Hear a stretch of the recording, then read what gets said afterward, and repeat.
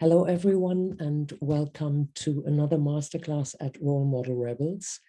Today, we have totally two wonderful special guests, one from Berlin in Germany and one from Pakistan.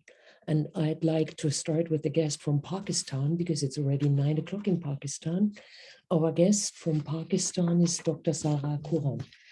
She is a medical doctor, and she will explain later herself. She belongs to the group of the so-called doctor brides. A lot of women in Pakistan study medicine because it gives them the better hand in a marriage. However, once they are a doctor, they don't work due to various reasons, family, religion, whatsoever. So there's a lack of doctors in Pakistan. Sarah was sitting at home with her little daughter, and she was kind of not bored to tears, but she was bored. And first patients and first hospitals who did know Sarah is an amazing doctor, they just called her saying, "Can you help us?" And Sarah started her first consultations with the cell phone using FaceTime. And from this is 5 years ago, she has grown to the biggest, she and her partner has grown this venture to the biggest telemedicine platform in Pakistan. My other guest from Berlin, Lena from Hodenberg. Lena with the beautiful glasses. Lena is a former TV journalist, and years ago, she already recognized what's going on in the internet, especially hate speeches, cyberbullying, cyber mobbing.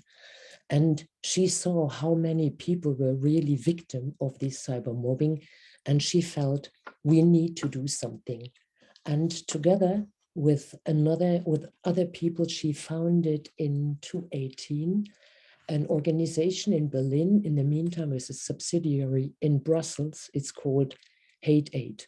This is basically an NGO that helps you if you're a victim of cyber mobbing in the internet. Lena gave an amazing masterclass a month ago, and it was really impressive what we all learned about cyber mobbing and what Lena did. I also would like to give the two of you the floor to maybe tell a little bit more about your background. Lena, would you like to start?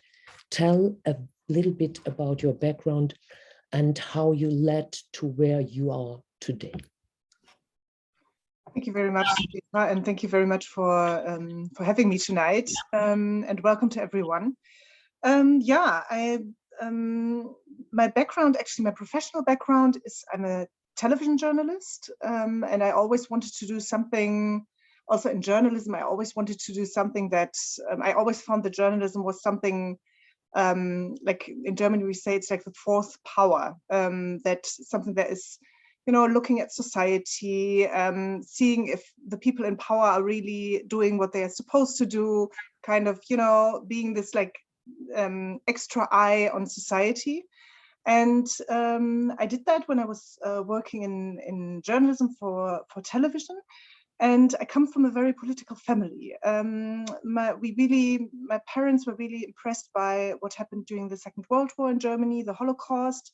And I was really raised with this never again, and that we really have an obligation to protect our democracy here, because although sometimes it feels like it is very stable, at the end of the day, if we don't protect it, it can be very fragile, as we have seen in the last years as well.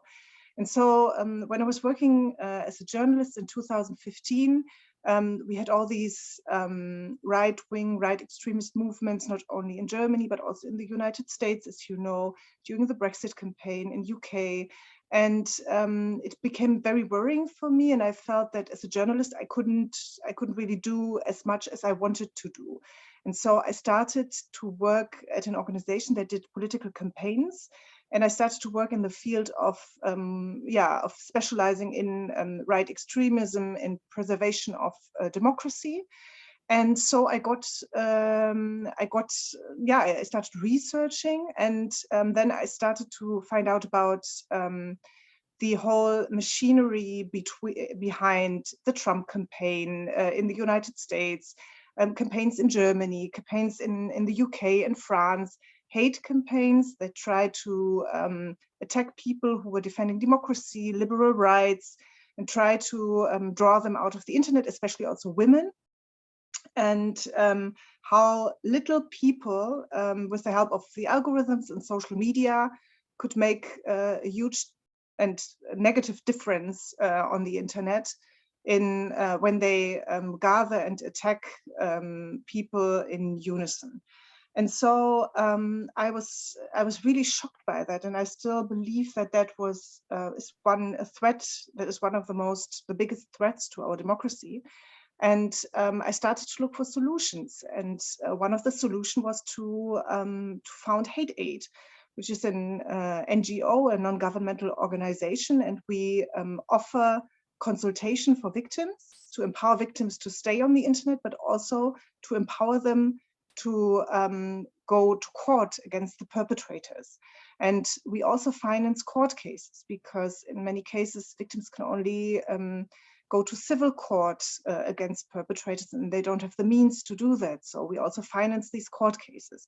And while we were doing that, in the organization, we found out that victims always come with the same problems, and we have systematic problems that we need to solve. And so we started to invest highly in advocacy work, which means we started to talk to law enforcement agencies, to the government.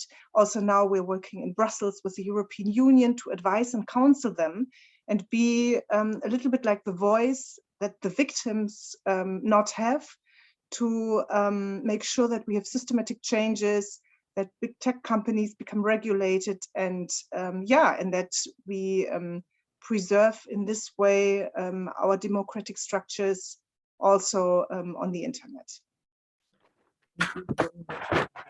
It's very, very important. You have a totally different background. How you develop your business, about your background a little bit.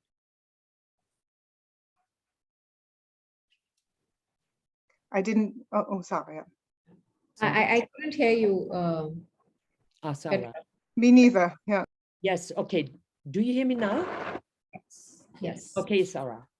Would you mind telling us where you're coming from and how it led you to where you are now? Sure. First of all, thank you for having me here, Petra, and I hope you're feeling better. Anna, it was lovely hearing about your work. I think a lot of it is faced by women in Pakistan as well, so I can clearly echo the work that you do, and it's so inspiring. So I come from Pakistan, and Pakistan is a huge country by population. It's the 5th largest population in the world. We're a 220 million people country. And unfortunately, a large part, almost 50% of our country, has never seen a doctor in their lifetime. That means 100 million people. It's not a small number. And while there are a lot of issues with the healthcare infrastructure in Pakistan owing to a large population, I think one of the biggest challenges in Pakistan is the doctor-patient mismatch. So Pakistan has half a doctor for 1,000 patients, which is way below the minimum WHO standard as well. And a large problem in not having enough doctors in Pakistan stems from the fact that a large part of our healthcare workforce is made up of females. And a large part of that is made up of females who don't work. So in Pakistan, a lot of parents want their daughters to become doctors, and they make 80% of the medical workforce, 80%. But unfortunately, around 40 to 50% of female doctors don't work, which creates a large gap in the health workforce of Pakistan, ultimately decreasing the actual number of working doctors that are present for a large population like ours, thus creating the 0.5 doctor per 1,000 population number. Now, as Petra said, when I was growing up, my parents always told me by default that I had to become a doctor because it raises a social stature of a woman in the society, it makes you more noble, and it gives you a better hand in marriage. That is something which is written in undertones in Pakistan. Unfortunately, as soon as a woman becomes a doctor and passes through medical college, then they're not allowed to practice, and they have to sit at home taking care of their family, their children, their husband. And for a brief time, the same happened to me, where I couldn't work after having my first daughter as I moved to a new city with my husband. But by a spin of luck, I started consulting on call in a community clinic, which was in another city, and I was in another city. And that kind of led this idea that if I sitting at home can provide consultations to patients in a far off community, why can't this huge network of doctors who don't work in Pakistan, creating such a big supply demand gap issue, can do the same? So that's how Sehat Kahani, my organization, was born. Sehat means health in Urdu, Kahani means story. And I literally thought that, I needed to change the way health stories are written in Pakistan, where every Pakistani can get equal, affordable quality healthcare. So what Sehat Kahani does is we connect a large network of doctors to patients who need quality healthcare using a chat, audio, and video consultation platform. Any patient anywhere in Pakistan can connect to a doctor through our system in less than 60 seconds. We create clinics in low-income areas where patients don't have access to smartphones themselves. Patients can walk into physical clinics. There will be a nurse, and the nurse connects the patient to an online doctor. And later on in the journey of the company, we also created a mobile application for smartphone users that allows any patient in Pakistan with a smartphone to connect to a doctor instantly in 60 seconds as well, just using their smartphone. Sehat Kahani today has the largest network of clinics across Pakistan. We have 37 clinics across the country. Our mobile application is used by more than 1 million users now. We have a B2B channel through which corporate employees use it, and we have a consumer channel through which individual people across Pakistan use it. We worked extensively with the government during COVID to provide healthcare to people during lockdowns, which created a rapid upscale and uptake of the application since 2020 onwards. We've seen over 900,000 patients on the app till date and successfully created a network of 7,000 female doctors across the world who've come on this platform and provide consultations 24/7. Sehat Kahani also became the first female-led company in Pakistan to raise a pre-Series A funding round, because funding is a big problem for female-led companies. And I think now the vision of the company is to create this healthcare ecosystem in which, right from the patient's awareness to their diagnosis, to medicines, to diagnostics, everything can be covered on a single platform, so that wherever patients are in Pakistan, whether they are in rural areas or urban areas, they can get same quality, affordable healthcare. And that's the vision where we're headed to for the next 5 years. This is absolutely impressive, Sarah. I will listen to you for the next 2 hours. Sarah, just like, given the fact that you have achieved so much in such a short time, and it's about the art of self-marketing, are you a star in Pakistan? What is your personal brand? How you differentiate that from your company? Because how are you seen? Is it your face? It is your personal brand? Have you ever thought about personal branding? I guess you are a star in Pakistan.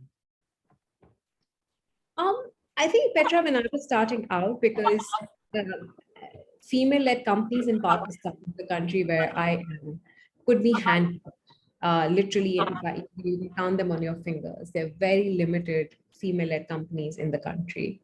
So in order to give power to the work that I did, I had to give power to my own personal brand as well, so that people recognize me as the face of the work that I do. And because of that, I enrolled myself into different programs, into different competitions, into different award categories, so that anywhere where my name is taken, my company and my work is mentioned too. So absolutely, I do believe that there's a power of personal brand when it comes to your work, because people always associate the two. Also, what I've learned in my businesses, whether it's an investor or it's a corporate you're working with, or it's a government organization, people really connect the company or the organization with its founder, always. They will always ask you what your story is. They will always follow the founder as they follow the organization. And one is kind of reciprocal to the other. That's always I've learned. So your credibility ultimately falls on the company and vice versa. So I do believe it's very important. However, I've also been very, very cautious of the fact that my personal brand is only as important to spread the work of my organization, not for it to overtake the work of the organization. So it can't be just all play and no work in the background. The work has to speak for itself, and you have to become the face and add power to it, and not the other way around. Great. Thank you very much, Sara. Lena, last time a lot of your do you hear me now? Yeah.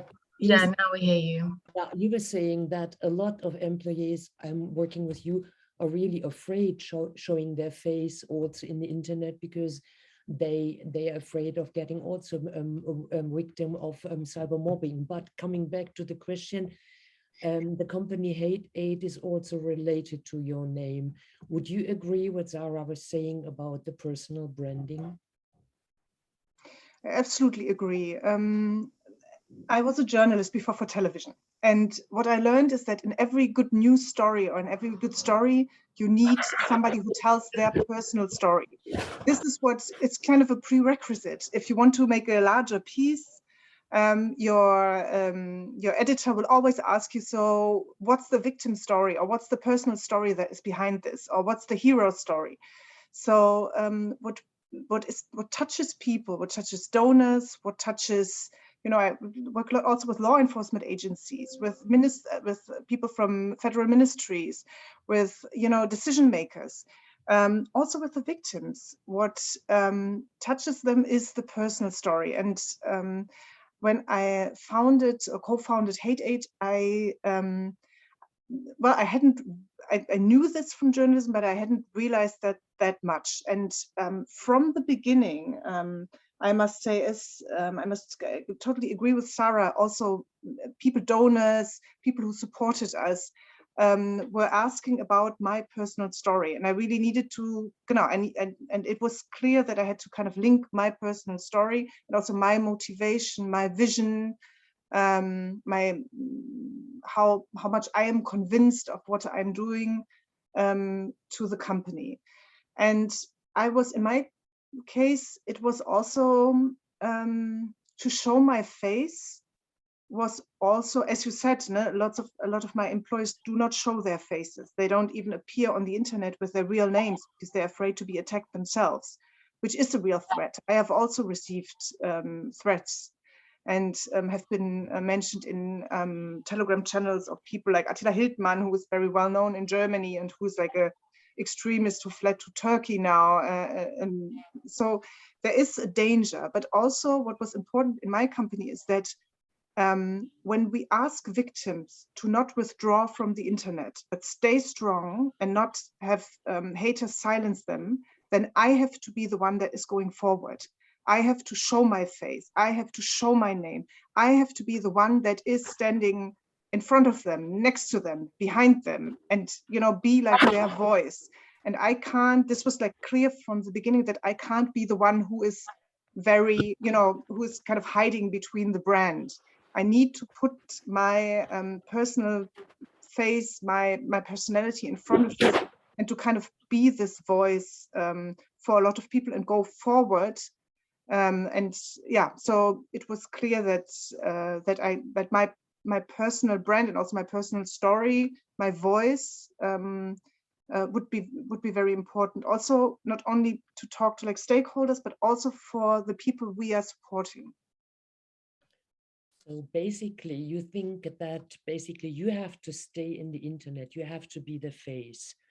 And this part of the self-marketing basically came with the company. You never thought about it in the beginning. And you were saying you were also victim of attacks by, for example, the right-wing guy Attila Hildmann, for example. Have you yourself ever thought about just like, I would like to withdraw because that would mean the end of your whole organization? I think so. And this is ultimately something that I was aware of when I co-founded the company, and I also said, okay, I'm going to be the CEO of the company. I knew what had happened to victims before, and I knew from the beginning that this could happen to me too. And it was completely clear. I also talked about it with my family, that the minute I would withdraw would be a disastrous sign for victims that we are working with. So it was completely clear that I couldn't do that. And I've never thought about really withdrawing from the internet, but I see something on myself that I also see on the victims that we're working with. That is, I'm really cautious about what I'm posting or not. And sometimes I can even see myself kind of self-censoring myself because I want to protect myself. And as I work in this field, and there's a lot of consciousness about this, and I can then consciously decide, do I want to do this in this case, or am I not going to do it? But yeah, you are always in this kind of tension in this field, I think, in my case. Yeah, so you basically can't withdraw because that would be the end of the company. And coming back to you, is like you also have a co-founder, but the face of your company, that's you. Was that an agreement? Did you, when you start with your co-founder, were you saying, okay, I will be the face of the company, or did it happen? Was there any structure, any idea behind? No, actually, I think we both represent the face of the company, because the face of the company is a powerful female doctor duo that's bringing other female doctors back to work. That's the story that we uphold. And a lot of times we get asked why predominantly or majorly female doctors? Why not male doctors? And I think that's where we differentiate ourselves as compared to other initiatives in Pakistan, that we are very committed in bringing female doctors back to work. So it's both me and her. However, since I think I had founded the company and she joined in later as a co-founder, and generally I think it's a personality trait where some people feel more comfortable in front of the camera. Some people, I am an impromptu speaker. I always speak a little bit more. I'm more comfortable on screen. So I think it flows naturally. But I think even her, she has made a lot of space for herself. She's represented the company at various international platforms. And as two females running the company, I think we were very comfortable in giving each other that space. So we even alternate our speaking arrangements. So if I'm doing one, she'll do the other one. And I think both of our stories are very prominent and relevant to the business. I have faced the Dr. Bride issue, and she has also faced a Dr. Bride issue. So when she's presenting this story, she's presenting a version that is more relevant to her. And when I'm presenting a story, I'm presenting a version which is more relevant to me. But it is just that my engagement with stakeholders, with policymakers, with governments, with donors, a little bit more than her. So I think it reflects a bit more when I'm projecting my personal story with Sehat Kahani. But both of us give each other the space, and we respect each other's story enough to mention it whenever we're mentioning our own stories as well. Okay, but you are also doing marketing activities for your company.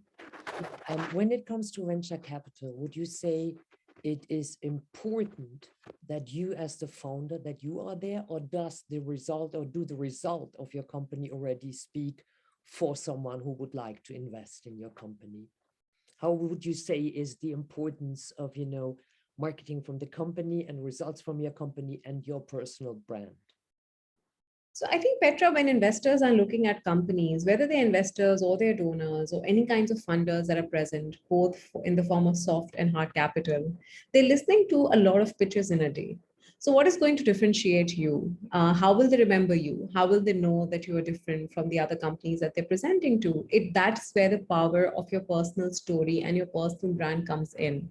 When you tell a story, and this is what we call in our words, authentic voice or your integral voice, when you present a story that's happened in your life that connects your company or the work that you do with a personal struggle that you have faced yourself, the connection is so strong that ultimately people realize that, okay, this founder is very connected to the business because they faced an issue themselves. So I feel that telemedicine will revolutionize healthcare in Pakistan because I've faced an issue and I've also found a solution that I know works in the farthest, most unreachable communities in Pakistan. I've seen healthcare happen. I've seen throat cancers being diagnosed. I've seen infertility being treated. I've seen chronic diseases being maintained and prevented because of telemedicine. So absolutely, the work that you do, the impact that you create is also very relevant.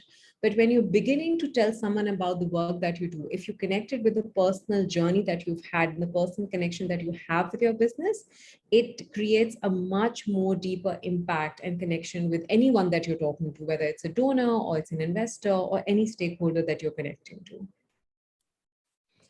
Do you have, the question is for the two of you, do you have any recipe how to build your personal brand?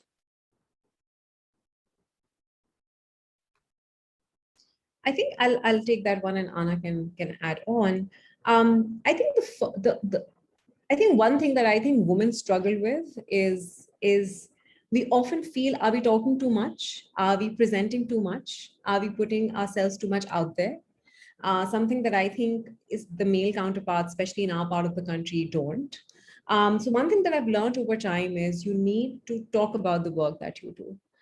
You need to keep telling people what you're doing, not because you want to just flaunt about the work, but you also want to give hope and inspiration to other women out there that are making businesses, that are creating their own companies, that if she can do it, I can do it also. And I've seen that effect happen in the 6 years that I work in Pakistan, that many young entrepreneurs have come to me and said that, okay, we saw you entering into this competition, so we also did it. We saw you entering into this partnership with the corporate, so we also tried to pitch them. So it's extremely important to talk about the work that you do on any social media platform that you're comfortable on, but just whenever there's a little success or a big success that happens, or a failure or a challenge that comes in, I think just putting it out there for people to talk about it, to learn from it, is important. Yeah, I totally agree. You really need to, what you need is, I mean, what I always ask myself is, like, see it from the client side or see it from the donor side. How would a person, also when you kind of build your personal brand, it even starts with, like, what kind of pictures do you put out there of yourself? When somebody Googles you, what will they find about you? This is like the first impression that they have, even before you meet a donor or before somebody comes into our consultation. They will Google Hate Aid and they will Google me. So what kind of images out there of me? What kind of pictures? So also think about, like in my case, do I look trustworthy enough for people to put their kind of legal cases and their personal stories into my hands? Do they feel like I could be, this person that I see there could be a good advocate for myself? And then the second thing is, yeah, communicate. And also people need to feel in the communication that you do, as much as you can do, they need to feel your passion. They need to feel that you're passionate about what you are doing. So, for example, when we started Hate It, I put out a lot of quotes where I talked about what we want to do for victims, how we feel for them, how we kind of want to fight for them. So just to kind of heighten up my credibility. And yeah, so I think I could add that to what Sarah just said. Thank you very much, Anna-Lena. Can you share one example of when your personal brand helped your business?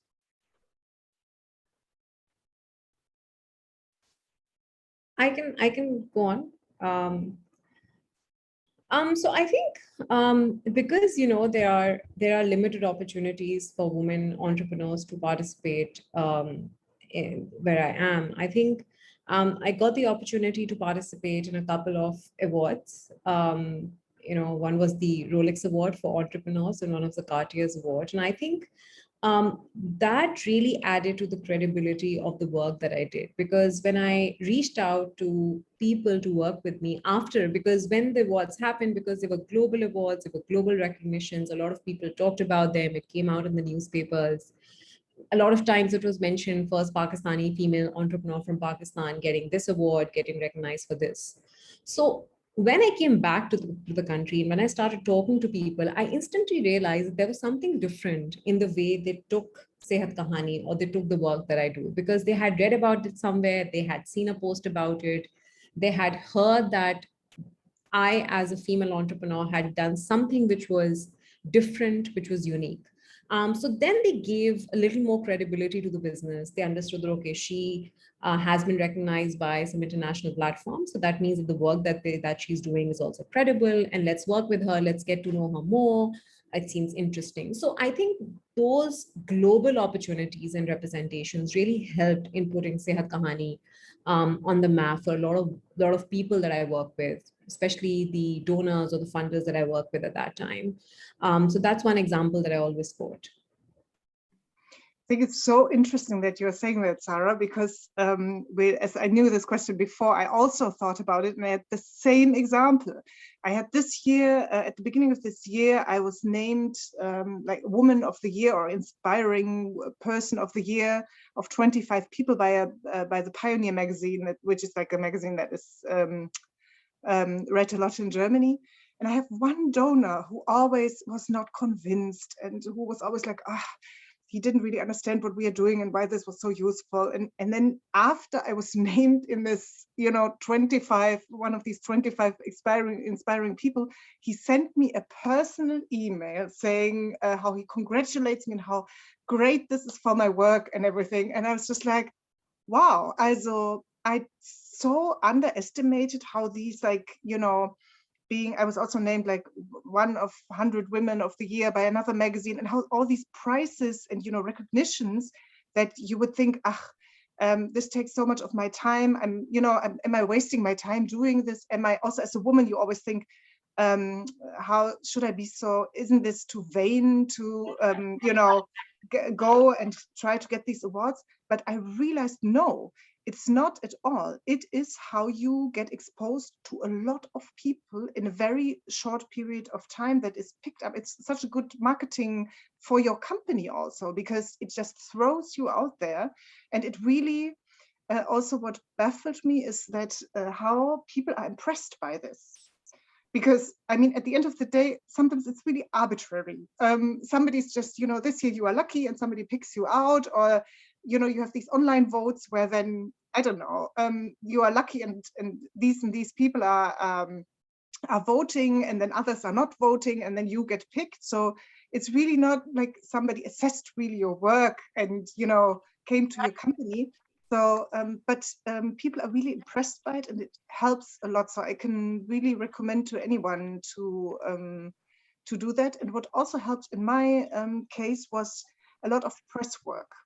As I was a journalist, I really knew how press and media works. So I didn't only participate in social media, but I also really worked with the press. I sent out, was hated from the beginning. I sent out a lot of press releases. I kind of thought about how can I create news with us? How can I create news and then be like the spokesperson that really delivers to the press these, the quotes that they really wanted. So I think this is also something that that I would say played a major role. Thank you very much. And then it's Theodora and also Priska. They have questions. Would you mind asking the question yourselves? Priska, Theodora? Yes, no problem. Hello. Hi, everyone. I'm Theodora, and I'm joining you from Italy, Florence, more specifically. So I have a question for both of you. It's first of all, your experiences are really amazing, and really congrats for what you're doing. Amazing job. I would say even very relevant, because today, for example, my job till yesterday was delivering and producing and creating fragrances, metallic fragrances, and then fashion. But so I'm not doing such a relevant socially activities as you're doing. And now I'm in front of a challenge in my next step in my career. So I'm thinking about doing something different, but I need to start thinking about how I can create my personal branding first. So my question is, do you have any kind of ideas specifically in a very, in a brief synthesis, a list of things which you did and you think were really a key for your personal branding success? Like list of 5 or 10 steps, whatever you did to reach what you believe today is your great position.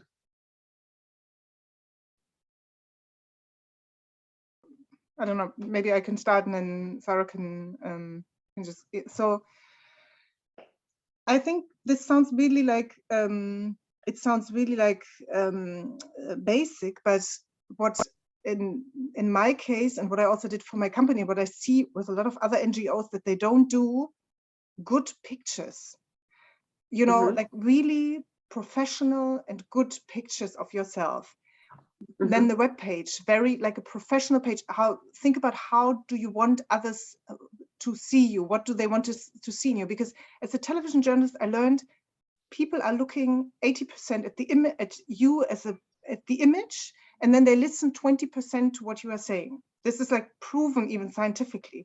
So we always think, okay, now we're doing something relevant for the world. We can't so much think about our looks. And I see with a lot of NGOs, it's the same thing, but no, you really need to look like credible. That's when you also, I work for example, bipartisan. So I work with lots of, you know, progressive leaders, but I also work with conservatives in preserving like democratic structures. So you kind of, how can you appeal to, how can you look credible and relevant to all these groups? This is something that I did. Good pictures, then go on LinkedIn. I think that is really important, that you, LinkedIn has been for me, but in Germany, very relevant also. Have your own web page where you kind of present yourself, who you are, your story. Yeah, maybe that's for the start, and then Sarah can add some more, and then I think about more things because I hadn't thought about this before. Thank you. I think the first thing that you can do is networking. So I think one thing is just going and meeting different kind of groups where you can get an opportunity to present what you do and what your work is, and whichever groups which is relevant.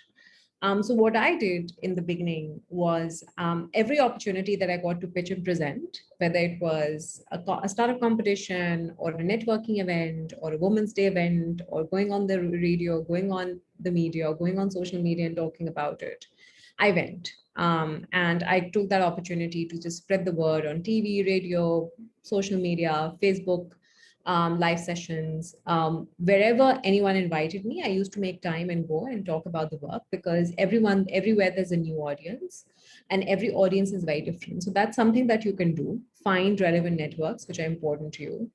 A lot of opinion articles. So one thing that I also made myself available for was a lot of press interviews. So if someone approached me that, okay, I'm writing this piece for female entrepreneurs in the magazine, I always took out time to answer their questions. And what I did was I either asked them to take my interview, or I asked them to send me the questions so that I can write the answers and send to them, so that I know what kind of information was going out.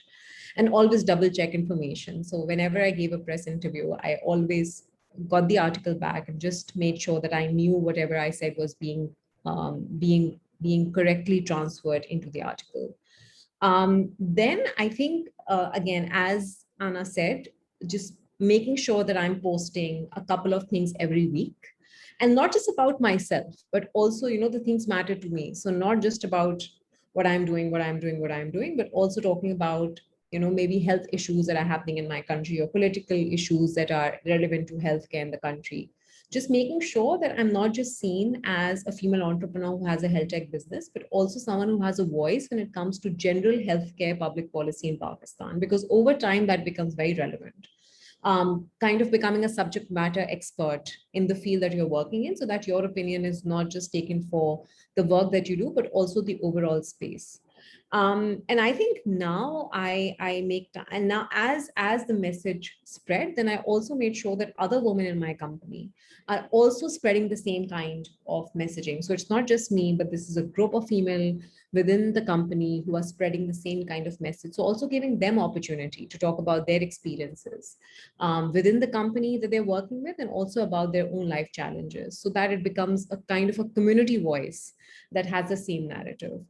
So these are the few things that work for me, but definitely LinkedIn, writing your stories on Facebook, making sure that you're mentioning the work that you do on different platforms is very important. I couldn't agree more with the speaking events. I did that too. And I really went, even if it was only 5 people, I went at the beginning, and and we still do that. As not even now in the company, we still like, we still try to attend every audience, because every audience is giving you a new audience, and can make you never know at the beginning also which kind of connection can be really can be important at the end. I remember that one of my stakeholders always said to me, no, you can only go to the high level events. And no, especially the smaller events sometimes got me like connections that I didn't, that were really, really useful at the end. So that is extremely important to just go everywhere, and also to attend press events. And also what you can do is at the beginning, when you don't have the invitations and you're still spreading like the idea of what you want to do, go to events, have your card, and talk to speakers. You are not ask questions, also link them to your project, so people get, you can also use that audience, not overly, but also say, okay, this is really interesting because it can be interconnected with my work, or in my work we have this experience, and then you can kind of interconnect it. So an audience also, you use this audience that you have at this networking event also to, don't take too much space because that can be too much, but use it a little bit to connect it to your project, so people think, this is very interesting what she does. Maybe I will talk to her after the event and kind of find out what she is doing. And then also, if you go to networking events now in person again, you just approach, at the beginning, and you can't be shy, go to people. Approach them. I went to politicians, to people from ministries, to stakeholders that are interesting for you. Go to them, pitch them your story, give them your card, convince them. And that's what I did also with my employees. First thing, do your elevator pitch in 3 minutes. Go to them after the event and pitch your thing. Make them, interested in. Ask them if you can send them a short brief of what your idea is. And then they give you their email, and then you just send it to them. And kind of, we also, as women, we always are a little bit shy to hunt people down.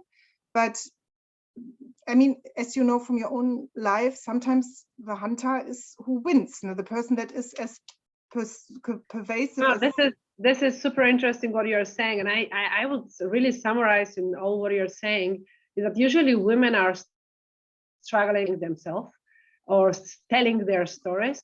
What you're saying, actually, don't struggle, if I can summarize.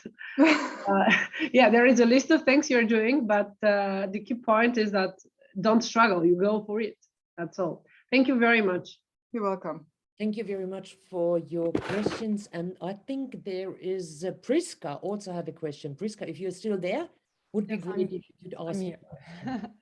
Thank you very much. Yes, it's I had a little struggle with the image when you are. Hardly hear you. Do you hear me? Better now. Mm-hmm. I had the struggle that if you are the main face of your company, that the client just wants you, and it's hard to grow. Because I had a law firm in Lugano, and I had the problem that I had employees, but the clients were not so happy to work with them, even if they did really a great job. And now I'm in Zurich because we moved a city, and we're starting a completely new adventure. And I feel the same, that I'm really doing this image of what is the company, and what is the vision of the company and everything. And we had the discussion with my partner, who is also my husband, is how to grow if the people trust in you, because they said you both did a great job, but if we have other employees, well, they accept them.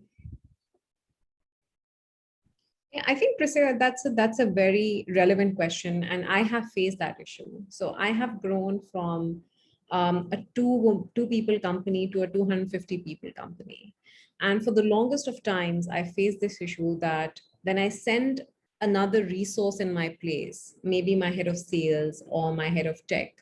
People just said, oh, why didn't Dr. Sara come along? And it almost came to a point where they thought that, oh, are we not that important that she's not coming to this meeting?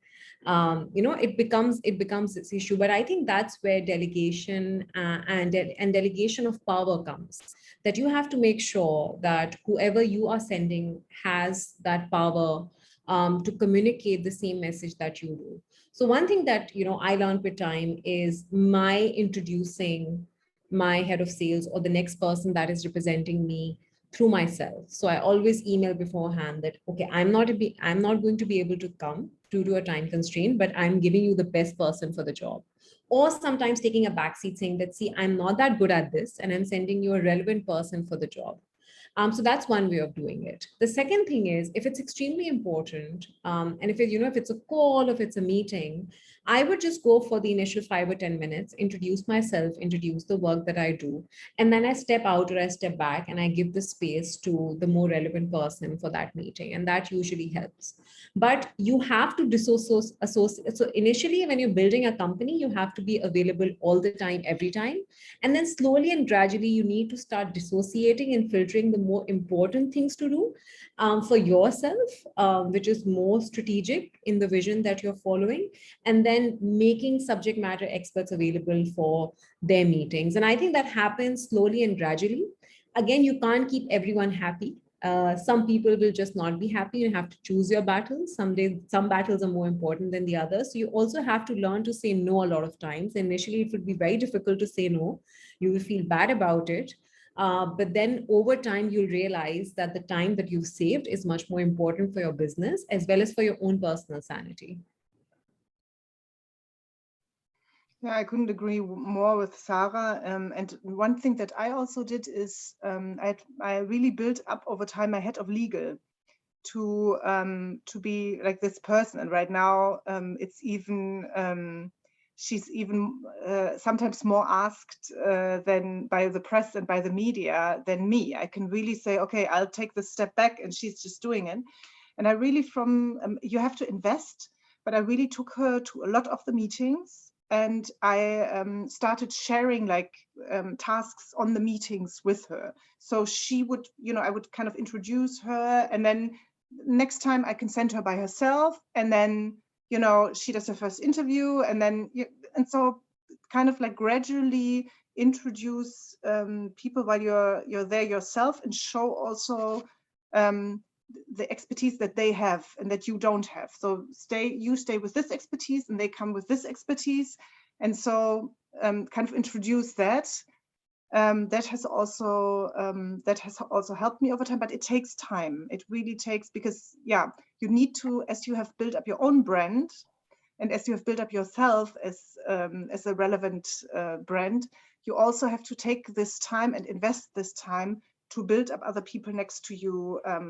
And it needs you also to introduce them, to give them that space and show that they have your trust, and they have the credibility to do that. And it takes some time. And I still have sometimes reporters who say, no, we can only talk to Ms. von Hodenberg. We can only do this. And then sometimes, as Sarah says, sometimes you say yes, and it really depends on how important are they.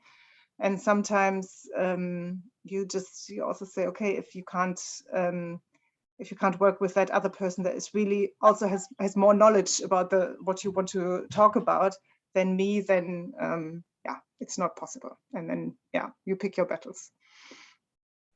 Thank you very much. Thank you very much. We have one more question from Netta. Is she still there?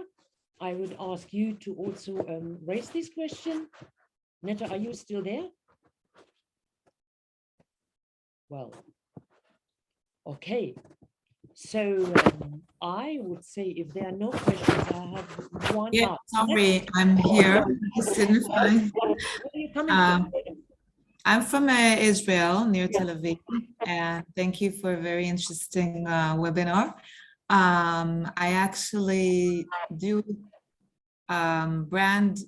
personal branding for my clients, mainly men, I would say. So I really agree with what you said here about, being shy, stepping up, sometimes, and being in front of your company. I have my own agency, branding executives, and managing LinkedIn presence. So my question is a bit different in terms of the financial part, the business model. I'm interested in money. I won't be shy to say it. Like being an entrepreneur and helping others, that's great. I like helping people, but also in terms of the business model. And is there, I suppose there is money also if you help many people, then eventually it's a win-win situation. But I just was wondering, asking about this part in your businesses. Thank you. Okay, in my case, as it's an NGO, you always have, you know, it's always like, I think the business model is a little bit different because you don't make a revenue at the end of the day, and your revenue is more like what you put out that you have for society. But I think that in Sara's case, it's also because of what she's doing, it's also this also plays an important part. But yeah, in my case, it is really a mixture of financing from the government, also from different public offices, public ministries, for example, the Ministry of Justice, but also the Ministry of Family, Women, Elderly People, and something else. So they are paying basically for the consultation that we are offering. Then we have the process financing that we raise through free donations. So we have a whole fundraising department that is gathering these free donations so we can pay the court cases. And then I have the political work that I'm financing through foundations, private foundations, who want to invest in democracy and in system change to strengthen rights of people on big tech on the big platforms. So this is kind of like this mixture, my big pot of financing that I'm still raising, and that is yeah, that I constantly have to re-raise, and I'm also limited in how much money I can put aside as an NGO. There are limits in Germany where you can only put a certain percentage of the money that you are spending during a year aside. So yeah, you always, it's a constant raising of new money. Well, for Sara, this is a business model where you be paid by consultation, I guess. Yes, so we have, I have a for-profit impact business. So we charge the user for any consultation they're doing. In the clinics, obviously, it's subsidized on the application. You can pay as you go, you can pay through a subscription plan. But of course, as we're a growing company, we do have to raise money to grow as well. So we aim for sustainability, which we're hoping to reach by 2023. But as I mentioned previously, we have raised 2 rounds of funding. We've raised a seed, we've raised a pre-series A, now we're raising a series A round, which will include equity investors as well as grant funding. So I've always kept a pool in every round that I raised, a pool for equity funding and then a pool for non-equity funding. So that I don't dilute down very quickly. I can also save some equity for future rounds. And also grant money helps you give a good cushion for the impact initiatives that we do in the company. For example, opening new clinics, maintaining operations of low-income community members, doing health education campaigns. So I think it's a mixture of two, as it's a hybrid model. But as a growing company, we constantly have to raise along with making revenue. Thank you very, very much, Sara. And so I think that basically, Andrea was just saying, is there a last question? Andrea, would you jump in? But if there's no last question, I think it was just like amazing what you were sharing with us here today. Andrea, was there one question, because I can't read it, what is written here? Just the question of Sara and Anna-Lena, in your opinion, who has a great personal brand? So everyone here has some homework of going to look up those people that you're recommending have a great personal brand.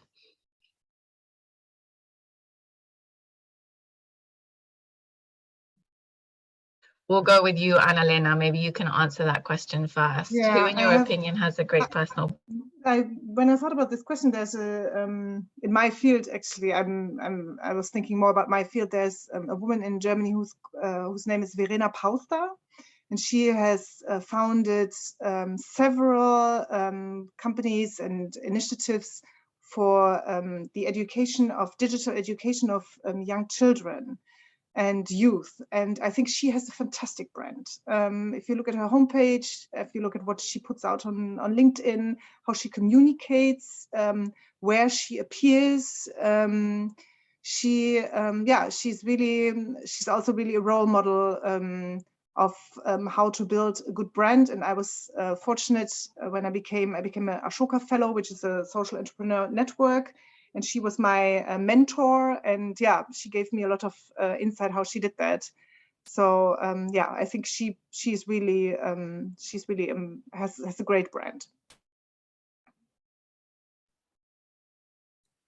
I think if I had to mention someone from Pakistan, I think there's another lady who runs an organization called Circle, which promotes tech in underprivileged girls and making them do freelancing, coding. I think what I like about, and her name is Sada Fawid, and I think what I like about her is that, whenever I'm posting on social media, sometimes I have this inhibition, or are people going to think I'm talking too much about myself? Am I flaunting? Is it going to be taken as a lot of fluff? You have these inhibitions when you're posting, even about the work that you're actually doing. It happens to a lot of us at a lot of time when you're constantly writing about your work. But what I like about her is she goes all out about the work that she does without any inhibitions. She writes about everything that she does, and even as you read her work, you feel like she's giving it all, and she's really talking about it also without thinking that what other people will think about it or how it's going to be perceived. She really likes from her heart, and I think she has a huge she has a huge following from other young female entrepreneurs that really look up to the work that she do and really follow the work that she do. So I think that's something that I like about how she posts out in social media, and how she makes sure that, so for example, if she's going to share a picture about her work, she's also going to put a picture about herself also, sitting in a garden somewhere having tea, and it just connects to the work that she does. So I love how she does it so with such a nice flow and so effortlessly. Thank you very much, Sarah and Anna-Lena. And I think with that, I would just like come to an end. Thank you so much that you were all here with us sharing your personal self-branding expertise. And I think you both have an amazing story behind. And I think without your company, without what you are doing, you can't do a self-marketing, just like, because you're not Instagram, whatever influencer girls, you really have a super, super interesting business behind. And again, I really appreciate what you two are doing. Thank you very much, Sarah from Pakistan. It's now already 10 o'clock in Pakistan. You can go to bed. Thank you so much, Anna-Lena from Berlin. Thank you very, very much. And everyone else from Italy, from Israel, from London, from wherever you were watching. Thank you very much. And I would say goodbye. Thank you, Petra, for inviting us. And I hope you're feeling better. Yes. And see you soon. And Anna, it was lovely knowing you. And thank you. I think it's a very relevant conversation to have about self-marketing and self-branding. And I hope it benefits a lot of young entrepreneurs and leaders out there. Thank you. Thank you so much. Thank you also, Sarah. And I thought that was really inspiring. Your story is super inspiring. And I also think it's very good to do that with women, and especially look on the perspective of women, because it's different, as Netta also pointed out, it's different of what men do. So I think that's particularly important here. Yeah. All right. Take care. Good night. Bye-bye. Bye-bye. Bye.